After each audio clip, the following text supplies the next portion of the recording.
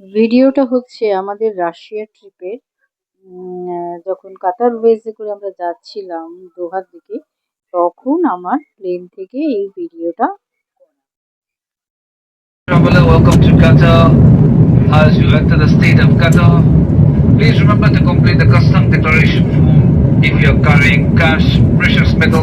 এবার আমরা আর কিছুক্ষণ পরেই আমরা দোহা এয়ারপোর্টে নামবো।